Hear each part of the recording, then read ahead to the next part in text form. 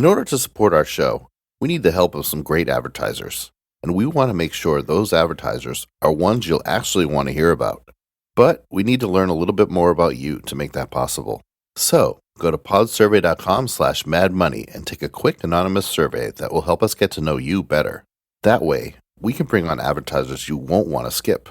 Once you've completed the quick survey, you can enter for a chance to win a $100 Amazon gift card. Terms and conditions apply. Again, that's podsurvey.com/madmoney. Thanks for your help.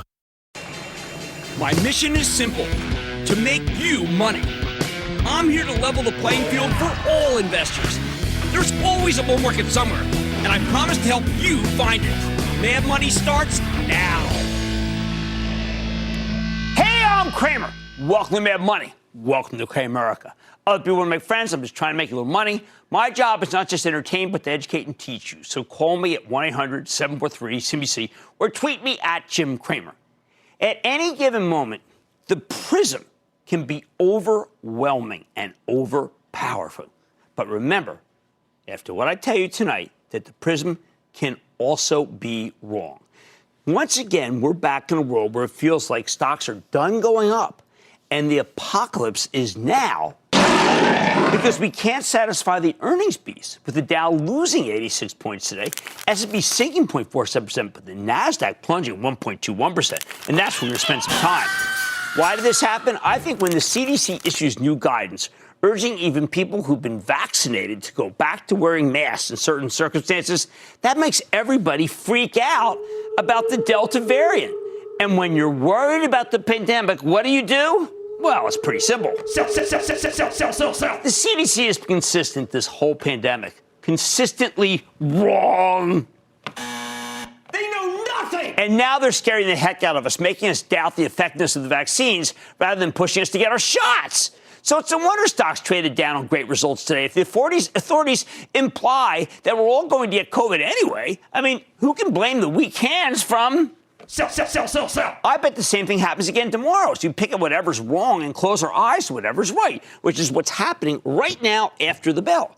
Doesn't help that when we get about 2 weeks into earnings season, meaning right about now, our perception does tend to shift. If the first couple weeks were ugly, we typically get a nice rally at this point. Why? Because we adjust our expectations. After a series of disappointing quarters, we start seeing bad as not so bad and good looks great. Oh, but now we have the opposite situation. In the first couple of weeks of earnings season, stocks ran the table, rallying as though totally oblivious to anything in the real world, right? We had one bad day a week ago. Admittedly, it was very bad. But all it taught us to was to buy the dip. The market's been pretty much straight up for ages. So after 2 relentlessly positive weeks of earnings, we've adjusted. Great becomes merely good. Not so bad becomes just bad. And not that good becomes, well, let's just say things are being viewed as terribly. How about that? Yeah, the prison's going negative. Suddenly you get a rally in the recession stocks, worst kind of rally, utilities, drugs, food names, because the CDC is scared, not just the unvaccinated, but you. And that's an unhealthy situation. Now, look, I think it's good that schools are allowed to reopen. Masks probably a smart idea, given that most children aren't vaccinated yet. Remote schooling really hasn't had a great track record. More importantly, it's been a millstone around the neck of our economy. Why? Childcare. Yeah, childcare. If you had an elementary school-aged kid, chances are someone in your household had to stay home to supervise them rather than working. It's the way so many single moms have dropped out of the workforce since the pandemic hit. Whenever you hear people wondering where all the workers went, schools closures are a huge part of the equation. Public schools are the closest thing we have to free childcare in this country. With remote learning, millions of formerly paid employees had to stay home, act as unpaid truant officers. I know the Commodities Research Bureau's indicators flash in red. I know aluminum and copper staying elevated. But if schools can't reopen and stay open without causing huge outbreaks, that would be a huge positive. For the moment, though, the CDC's new guidelines on the need for wearing masks indoors was viewed as a tragic negative today and weighed on the averages and created that horrendous prism that everybody looked through every single stock tonight with. Every single one. It doesn't matter the 3 pillars of industrial stocks, General Electric, Raytheon, and 3M, all reported better than expected numbers this morning. The prism just kept them all down on the farm. You know that only Raytheon managed to buck the trend. I'm wondering if maybe that's because they have an excellent aerospace and defense business that's mostly immune to the gyrations of the economy. and also essential to fending off China if something crazy happens in the Strait of Taiwan, which anyone can certainly dream about or have that nightmare, given that the Chinese are wrecking the stock market. Of course, the prism does change from day to day. Why don't we define what gives it what defines at any given? Why don't we show what defines it at any given moment, so then you can understand why tomorrow could be ugly and you might want to buy. First, as usual, it's the bond market. Enjoying another rally today with rates going down, suggesting a horrific decline in economic activity. Now, that doesn't jive with a single statistic I've seen. Hey, but if the CDC is telling you the great reopening is now the great reclosing, well, that means the Fed doesn't need to tighten tomorrow, but it also means that business is going to fall off a cliff. Now, I have to tell you that the CDC, the NIH, and the FDA have all created many moments of pain and hysteria that the market's usually been able to shrug off. This time, though, the prism says we won't be able to do that so quickly. So you should buy the recession-proof stocks that don't need to worry about the economy, like the drugs and utilities, not Raytheon, GE, and 3M, nor anything great they reported tonight. For example, you have to remember that this prism could be temporary. Today, the market had a jaundiced view of just about everything. Yesterday, we were a lot more positive. Tomorrow, nobody knows, but I suspect the market is still in fault-finding mode. Here's what we do know. We got a bunch of very important quarters after the close today, and every single one of them is considered horrendous. Every one. Does that make sense to you? I told you to expect incredible things from Alphabet, the parent of Google, thanks to the boom in online advertising, as all sorts of travel and leisure outfits spend money again. Well, sure enough, Alphabet shot the lights out. They earned $27 per share. Street was looking for $19. Sales $5.6 billion higher than expected. Advertising on fire. Google Cloud on fire. But wait a second. If the CDC's right, no one's going to travel. Sell Alphabet. Next up, Starbucks delivered a terrific set of numbers with a very encouraging same-store sales forecast for the next quarter. However, the stock initially got hit after hours because the bar had been raised. And who's going to go out and buy a cup of coffee if the CDC says all hell's about to break loose? So people nitpick and sell the news. We saw something similar from Microsoft. They beat the numbers with an excellent quarter across the board. Yet the stock rolled over in after-hours action because it had run up substantially over the past couple of months. There, I have to believe that one. Nobody feels like a hero in tech stocks after today's beatdown. So that one, even though my trust owns it, is not my fave. Advanced Micro, it showed you that Intel's problems might be the result of company-specific ineptitude rather than industry-wide issues. But the CDC says sell AMD. Like, the CDC is a big brokerage house. Finally, Apple knocked it out of the park tonight with a record quarter. Remember all those analysts who told you to worry about their channel checks showing weak component orders? As usual, they were dead wrong. Apple posted 29-cent earnings beat off a $1.01 basis, much higher than expected sales. In fact, they were firing on all cylinders. Every major line item was better, especially phones and wearables. Chinese business up 58%. I was worried about a crackdown. Once again, this is why you own Apple, don't trade it. So why is it down, and why will it be down big tomorrow? Because they said that maybe the next quarter won't be as good as this one. Who can blame them? It was a record quarter. But you have to understand, the prism takes that stuff seriously. Sure, many of these stocks did trade down after the close, and they will trade down again tomorrow, okay? But that's all about the negative prism and not a true reflection of what are some really amazing businesses whose stocks will certainly be thrown away for tomorrow and maybe even the next day before you can buy them. The bottom line, please don't take your cue from the day-to-day action, because that just tells you you're using the filter that we're all using instead of doing your own homework and making your own judgments, as a lot of the trash that was thrown away today and tonight might just turn out to be the market's treasure once we reach herd immunity, CDC, and we will reach herd immunity sooner than Wall Street expects. We just might not like how we get there. Dennis in Connecticut. Dennis. Jim, how are you? Big booyah from Connecticut. Well, thank you, Dennis. Thank you. What's up? My question's on Nike. I bought it right after the earnings. It shot up 20 points, and then I got on. And now I'm kind of wondering, should I buy more or should I wait for a No, I don't want pullback? you to buy more. But, I mean, look, my trust sold it, and that was in retrospect. We had a big game, but it was in retrospect not right. I did a whole conference call about how wrong I was. But I don't want you to sell Nike. I think Nike's fine. They're doing well in China. Can I please go to Dale in California, please? Dale. Yes, Jim. Dale here. Hi, Dale. Listen, Sherwin-Williams this morning reaffirmed their guidance for the year. Their stock is up. They show profit for last quarter. Yet since the freeze in Texas in February, Sherwin-Williams has not had popular product on the shelves to sell. For months, we haven't been able to get gloss, semi-gloss, wall paint, trim paint, this type of thing. In fact, myself and the rest of the Sherwin-Williams customers had to find alternate sources for our product. We've been going to places like Home Depot and Benjamin Moore and buying them out. And when I talk to the Sherwin-Williams representatives, they tell me that due to the freeze, they probably will not have popular product on the shelf until after the first of the year.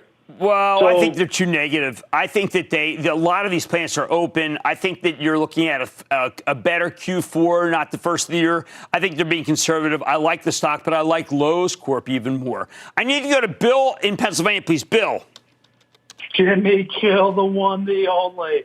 There you go. Big booyah from Steeler country. The stock I'm calling about today, it's a luxury brand. I'm not a luxury guy, but luxury brands tend to do well in travel destinations, from what I'm told. With the world reopening, earnings coming up, and a supply chain congestion, what do you think about Tapestry TPR? Okay, Bill, I think Tapestry is going to go down right now. Why? Because the CDC issued some very bearish statements today that are going to make people feel like that the great reopening is the great reclosing. I regret the way that they put all of their comments because it's going to destroy economic activity. I just wish they had hounded the people who haven't got vaccinated, but that's not their way. They blame the rest of us. All right, on a day like today, the market's negative filter is just overpowering, and it's probably going to be that way tomorrow. I'm asking you not to take cue from the action.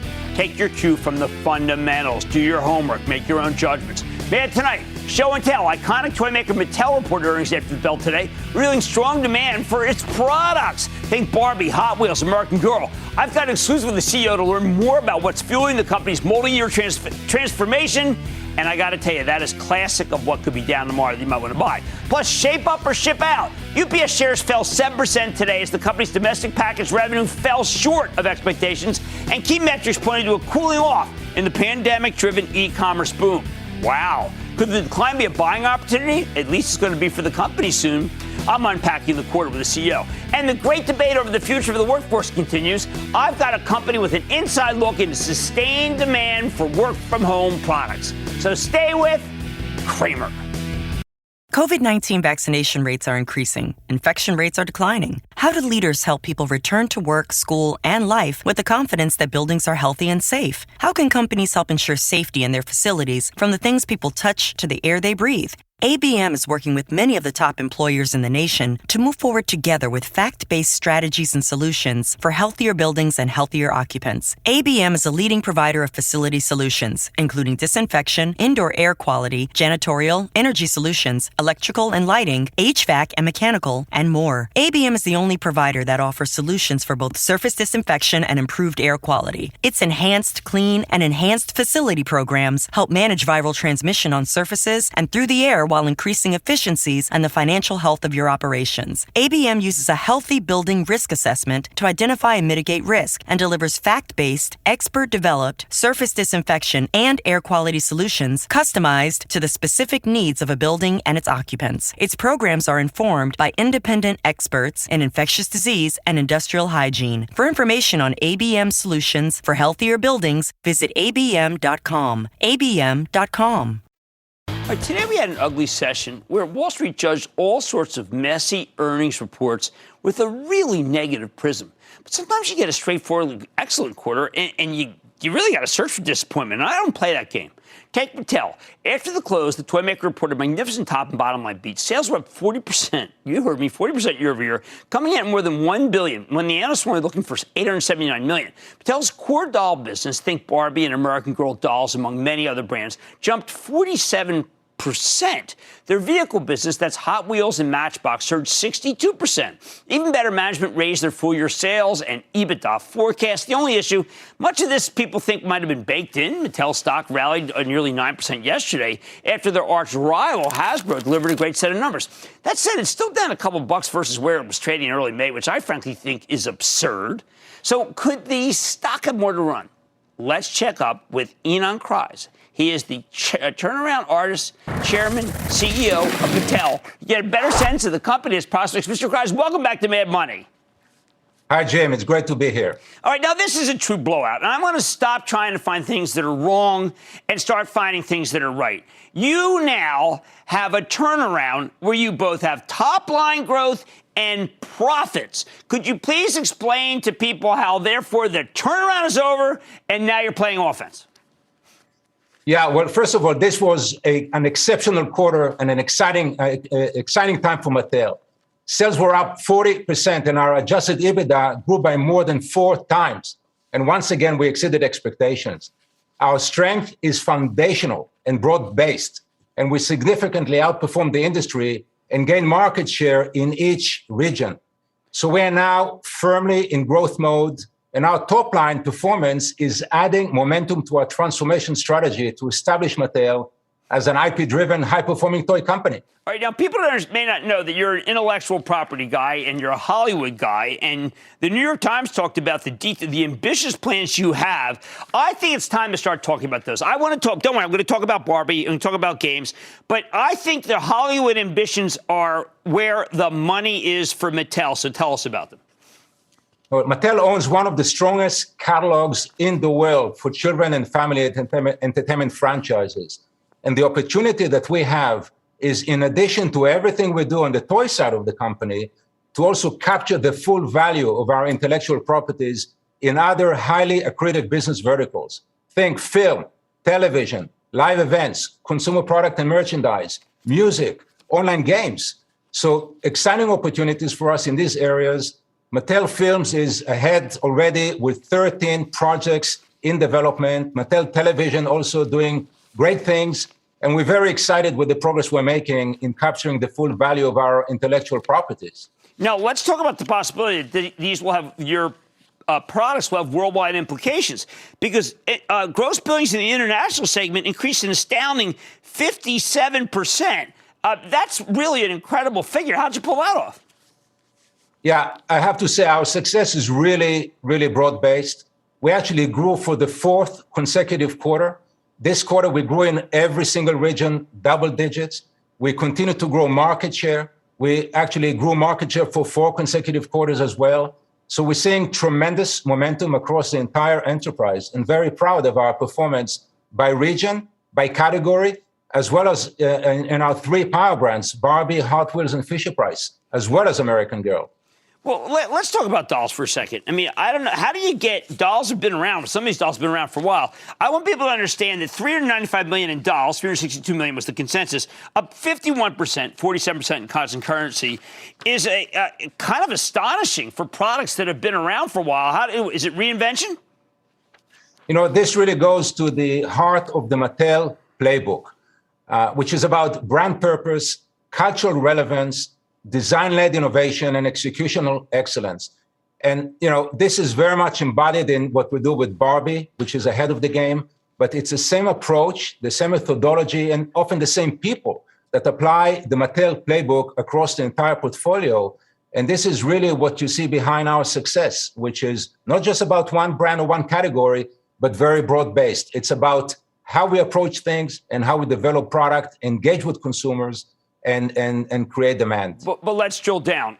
July 13th, you announced a new Barbie musical, Barbie Big City, Big Dreams. I don't know. Come on, Inan. Your background is such that you can recognize a hit coming a mile away. How's that one going to be going? Well, it's really great to see Barbie and still engaging consumers on so many levels. This is part of the Mattel Television strategy. We are seeing great engagement, great traction, great interest in our content. We launched Barbie Princess Adventure last fall on Netflix. There is Barbie and Chelsea, The Lost Birthday, just launched this spring on Netflix. And we're now launching a new musical on Netflix in September. So a lot of content, a lot of engagement, and it's great to see consumer responding with so much excitement around Barbie. Could you ever do a theme park? You know, the thing is, because we own the underlying IP, you can do anything. You can find consumers wherever they are. And with the level of engagement that consumers have and the passion that our brands generate, we can create value in multiple verticals. And this is exactly the strategy. This is a strategy to capture the full value of our intellectual properties. And I think you can do this, because the balance sheets, I know you're fixing the balance sheet. All the worries that you told me about 3 years ago are gone, or not I want to say gone, because you're an operator and you have to continue to do what's right. But you're a different guy from when I first met you. Well, we definitely made significant progress on our balance sheet. Our leverage ratio is now 3. It's down from 8.4 just a year ago. And we continue to make significant progress on strengthening the balance sheet, bringing our debt down, increasing our cash flow, and all in all, continue to create optionality and flexibility in our balance sheet. All right, I'm going to say that your stock should be at 25 in 2 weeks. There, I just said it, all right? I've been around, you've been around. There, I'm making that call, Ynon Kreiz, who is the chairman and CEO of Mattel. What a quarter. Great to see you, as always. Thank you. Thank you, Jim. That's great. Thank you. Look, everybody's so negative that they can't even see something that's great right now. And I'm going to tell you that this is the kind of quarter that 2 weeks from now, you say, why didn't Cramer tell me to buy the stock? Well, I did. And Mike's back in for the break. Coming up, can the big poobah of parcels deliver us from losses? Cramer sets the record straight with the CEO of UPS next. Do you want to find out which credit card will get you rewards to go toward a future getaway? NerdWallet has tools to help you find the smartest travel rewards card. Or maybe you're new to this whole thing and are looking to find the best card to start building or establishing credit. NerdWallet's interactive guide helps you figure out how to do that in a way that fits your goals and lifestyle. Planning a road trip? NerdWallet has a recommendation for you. And if you're looking for the credit card with rewards on dining and groceries that are sweet enough to seem like dessert, NerdWallet helps make your choice easy. And that's just some of the credit card help that NerdWallet can offer. With the help of NerdWallet's resources, you can achieve your financial dreams and live your life to the fullest. You can compare and review everything from banking accounts and mortgages to student loans, small business needs, insurance, and more. Go to NerdWallet.com for reviews, nerdy roundups, calculators, and side-by-side comparisons to make your money goals happen. To discover, compare, and apply for the smartest financial products for you, turn to the nerds at NerdWallet.com. That's NerdWallet.com. NerdWallet's got your back. How do we make sense of the meltdown in the stock of United Parcel Service? When the company reported this morning, the headline number certainly came in better than expected, but there were some problematic line items. Worse, on the conference call, management made you feel like the freight business could struggle in the rest of the year as the world goes back to normal and UPS has to go up against difficult comparisons versus 2020. Now, in response, the stock dropped an astounding 7% today. I own it for my charitable trust, which you can follow along by joining the ActionAlertsPlus.com club. Now, we told club members that we thought this was an overreaction. And remember, we also said it was going to be a very tough day. We do need to do some more homework, though. Fortunately, earlier today, we got a chance to speak with Carol Tomé herself, the CEO of UPS. I want you to take a look. Ms. Tomé, welcome back to Mad Money. Hi, Jim. Great to see you. Great to see you, Carol. Now, before we get into the nitty-gritty of what happened today, I just want to ask you, is there still a sense that e-commerce is booming and UPS is a percentage of that? Or have we decided that somehow that world is slowing down and UPS is something you don't want to own? There's been a permanent shift in how consumers are shopping, and e-commerce sales are booming. But the rate of growth is not the same as it was last year when everyone was sheltering in place. And in fact, if you look at our performance in the second quarter, our average daily volume was down slightly in the United States.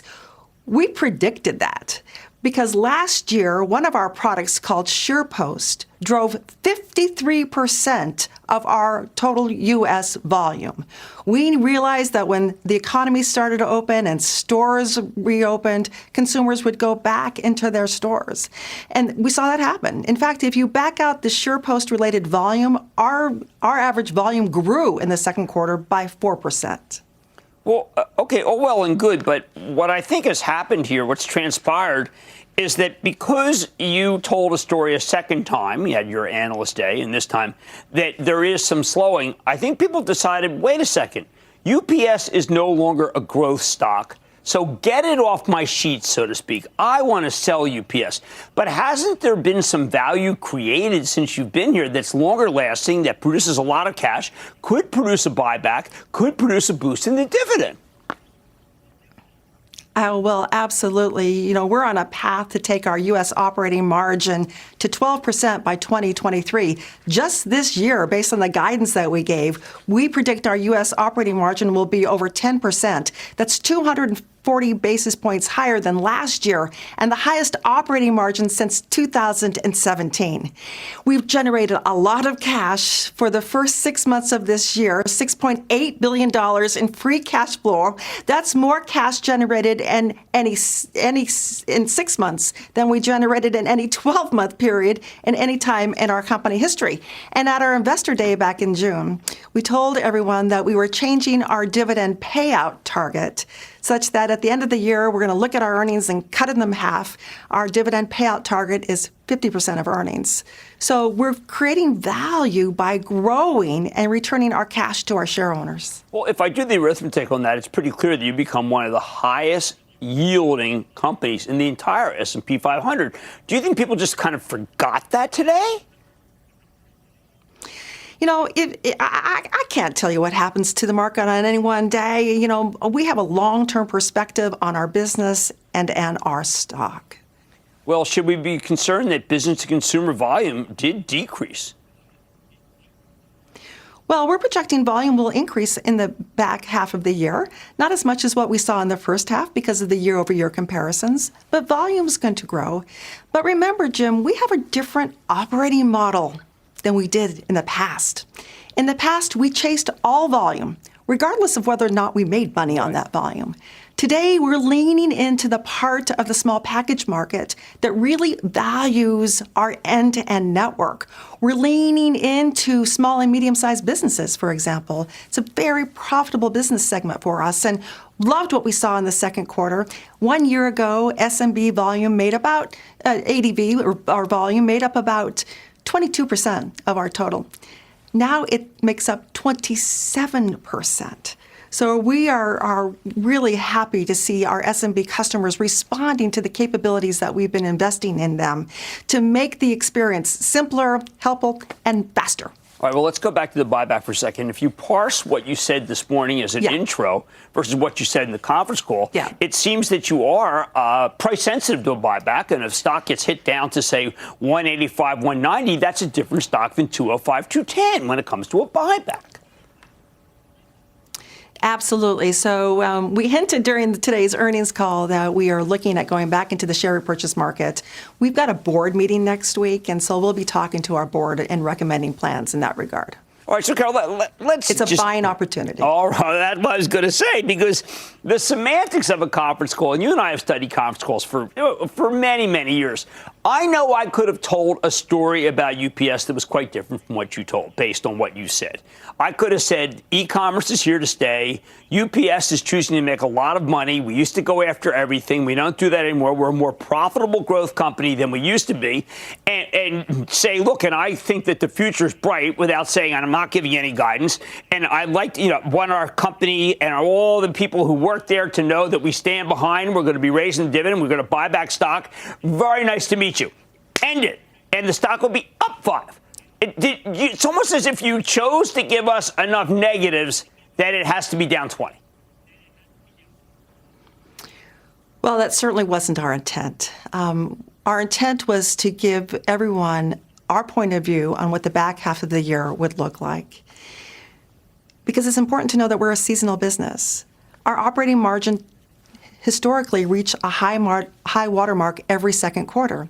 And then it comes in, still year-over-year growth, but comes in the back half of the year because of seasonality, particularly peak in the fourth quarter. So we wanted to make sure that people had the right numbers to put into their models so they understood where we're going. But this isn't about a second half performance. This is about where we're taking the company long-term. And long-term, at least in 2023, we have our eyes on $102 billion revenue, an operating margin in the United States of 12%. Return on capital, well, nearing 30%, and returning capital to our shareholders in the form of 50% of our earnings in a dividend and returning into the share repurchase market. So if the message didn't hit the mark, I apologize for that to everybody, because we've got a really great story going on here. You know, I agree with that. My Chapel Trust bought this stock for the first time the moment you got there. One last question. It seems to me that if we get outside the weeds, is it possible that you have lost pricing power, or do you still have pricing power as a great American company? We have pricing power. You can see that in our revenue per piece, which grew 13.4% in the United States in the second quarter alone. Well, then I am just saying, Carol, that I've known you. You're the straightest shooter. Most CEOs are not. You are. I think you're creating value. It's ridiculous for me to think that the value is going to be rolled back by what you've done. I am going to congratulate you for that quarter and say, you know what? Carol Tomei is a person who understands the good and the bad and likes to tell us it is. So I thank you for coming on Mad Money. Well, thank you for having me. Appreciate it. Excellent. That's Carol Tomei, CEO of United Parcel Service. I think she cleared up a lot of things for me.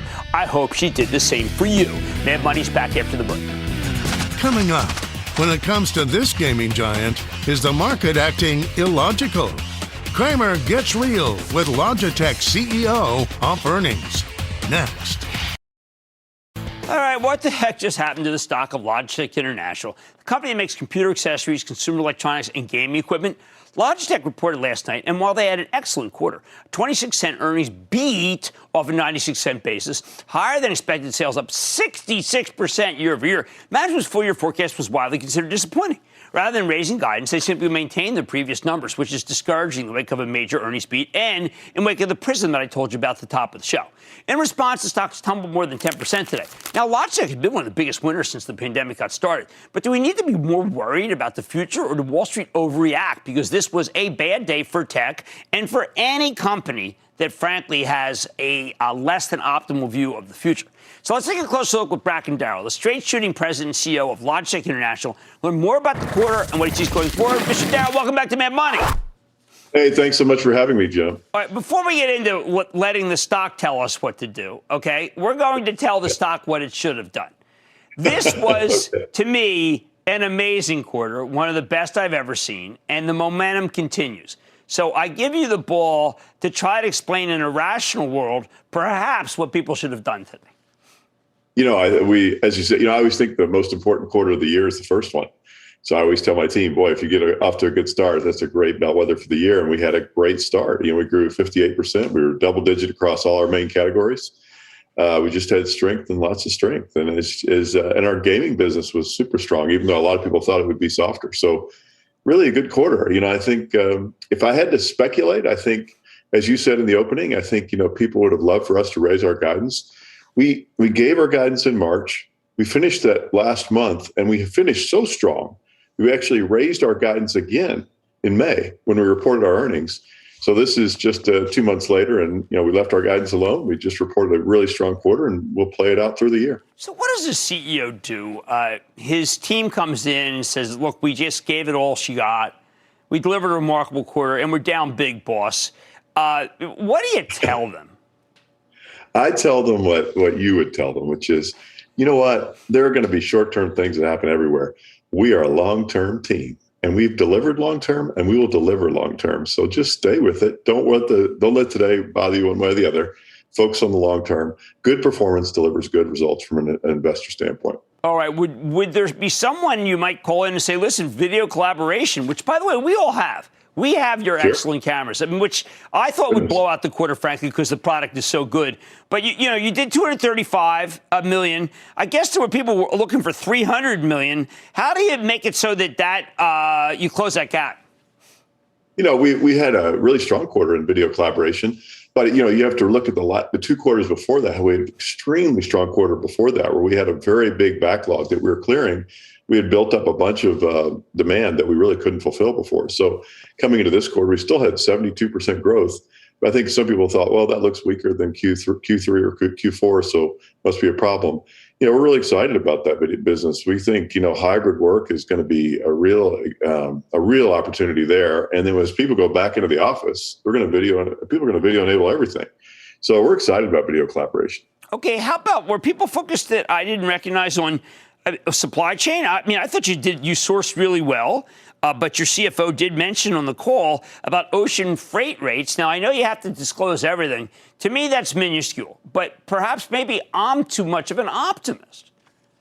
No, I think you're right. I think our ocean freight is up. It's expensive on a per unit basis, but we did less of that ocean freight, less of the air freight. And our ocean freight costs are up some, but it's a relatively modest impact. So I'm not too worried about that for the long term. I think we're in good shape from a logistics standpoint. Okay, now gaming, we had Corsair on. They're pretty good guys. I thought they told a good story. Stock immediately went down. Gaming priority again for you. I mean, is the gaming category cursed now that we're supposed to be out every minute frolicking because allegedly the pandemic's under control? Well, we just had an incredibly strong quarter in gaming. We grew 78%. We were growing market share across all our categories. We're just we're really, really having fun. It's been a super time. I'm watching the Olympics. I never watch TV except for you and the Olympics. I've got the Olympics on 24/7, and I tell you, it amazes me that the Olympics still hasn't picked up esports, and they will. I suspect they will. But in the meantime, esports is on fire especially under 30, under 35, and that's why we grew so strongly.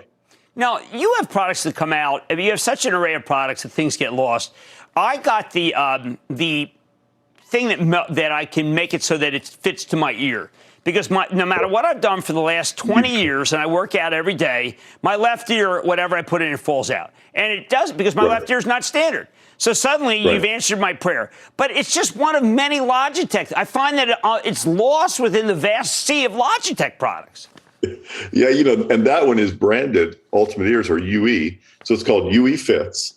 You can go Google it now. It's the only earphone you can get where you put it in your ears, you push you punch a button on your phone, and it will mold to your ears as it did to yours. And every person's ears are different from everybody else's, and each of your ears is different from the other one.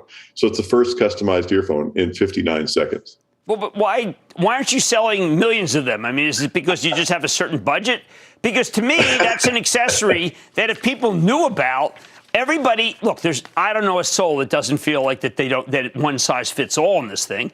You've got the answer. It's the same answer that we have when we put in what's known as our IFB in our ears in the network, which it has to be molded. And that's because it fits us and it can't pop out. I mean, to me, this is the steal of the show. It should be the holiday present. How do you make that happen?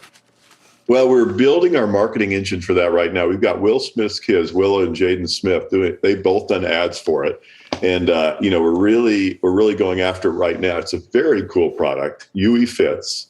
And it's just phenomenal. And as you said, it's the only product you can buy that's really customized for your ear. And it does it so fast. No, it's remarkable. Well, look, I'm going to just say the stock's had a big run. People don't know what to do. Today was a negative day. Had you reported a week ago, stock would have been up 10. I really believe that. Just another great quarter from Brack and Darrell. Thank you so much for coming on the show. Thanks so much, Jim. It's always a pleasure. Oh, thank you. All right, guys, look, there's going to be always like one line that misses. If you choose to look at a stock, watch it be down, and then foment a reason to sell it, I think you're on the wrong side of the trade. Mad Money is back after the break. Just chill out. Is this Chill Master Jay? The Chill Man is in the house. He's happy. The lightning round is coming up when Mad Money returns.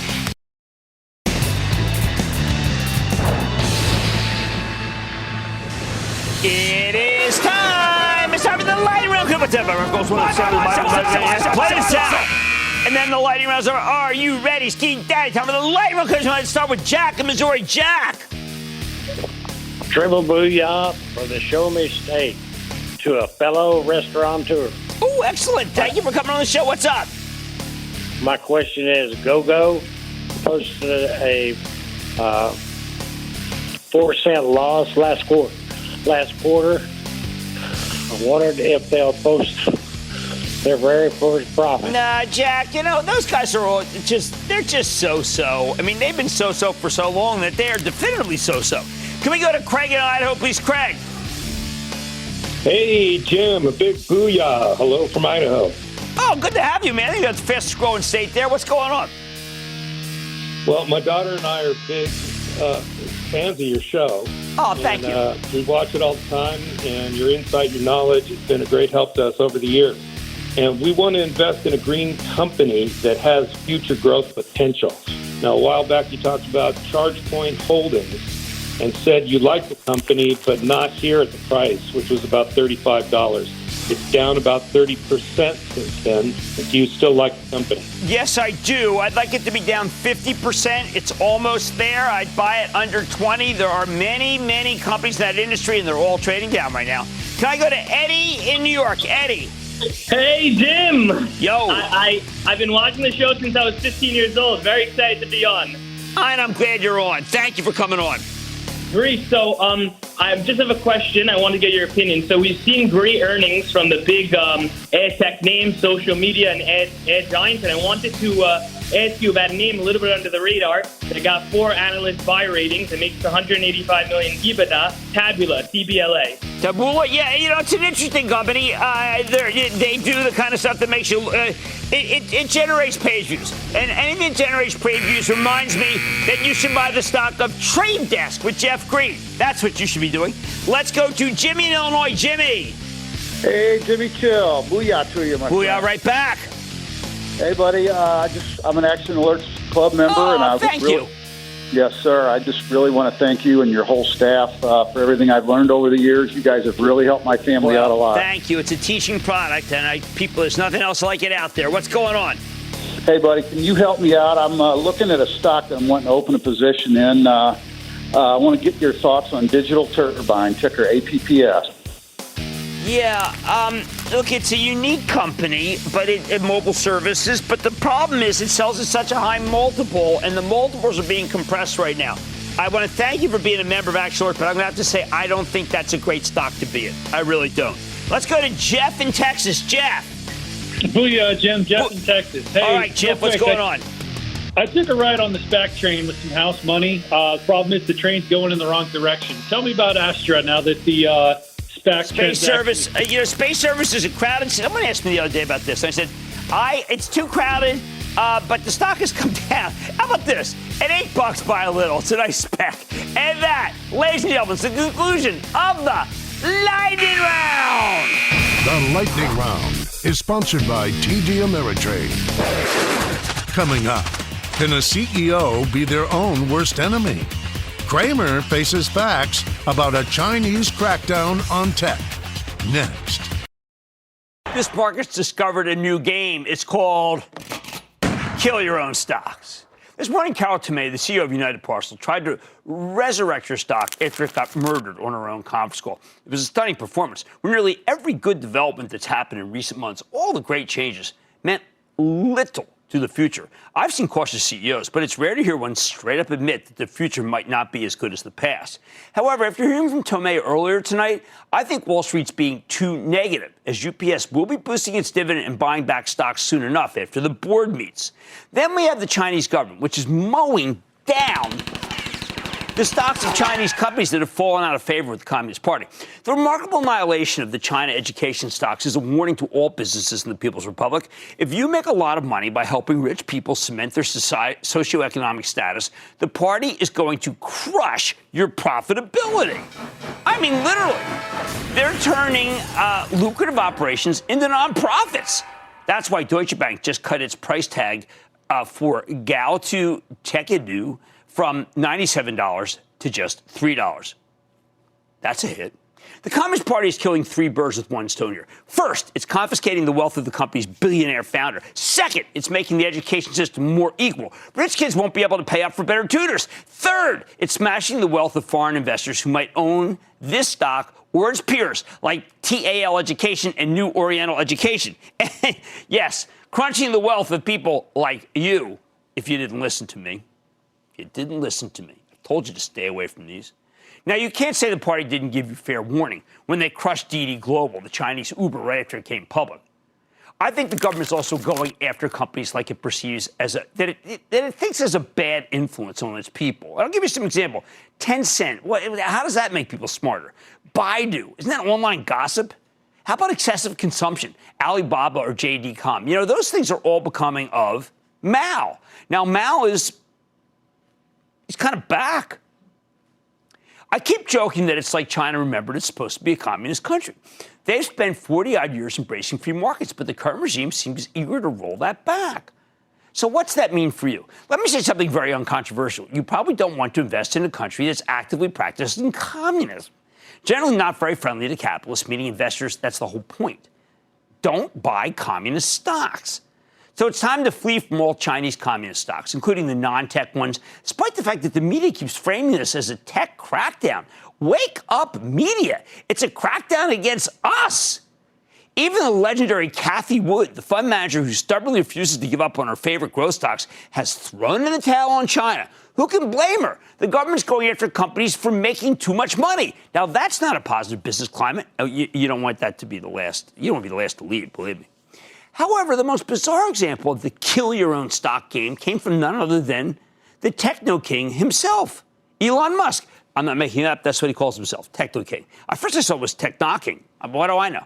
On the Tesla conference call, Musk spent most of his time talking about how hard it is to manufacture cars and how semiconductor supply chain problems are hurting his company. When you look at the headline numbers, this was a remarkable quarter for Tesla. It should have been cause for the usual Musk magic. The guy's usually got a very good gift for showmanship. Instead, I felt like I was listening to an old Ford Motor conference call. No, check that. He actually praised Ford Motor for not going bankrupt and also for mass producing the Model T against all odds. It was more like the call you'd expect from a good tool and die man. Now, unlike these other stock assassinations, at least Musk has a reason for playing it this way.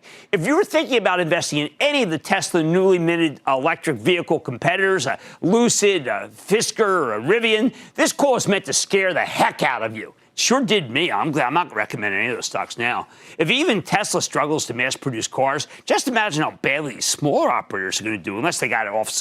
Maybe they lay it off on Magna or something. Still, on a down day for the market, the last thing you want are companies or countries that make you feel like a chump for owning their stocks after uniformly good quarters. Whether we're talking Carol Tomei at UPS, Elon Musk at Tesla, or the entire Chinese government, they took a wrecking ball to their valuations. And look, I'm not asking for hype. I don't want endless self-promotion. But there's got to be a way to be cautious without shooting your stock in its own face. I like to say, and they made it tough for me, there's always a bull market somewhere. And I promise you I'll find it just for you right here on Mad Money. I'm Jim Cramer. See you tomorrow. Chihuahua, caramba! Kevin O'Leary here. Money Court is all about dispute resolution. Businesses have problems, and I'm here to resolve them. Money Court with Kevin O'Leary. New series Wednesday, August 11th, 10 Eastern on CNBC TV.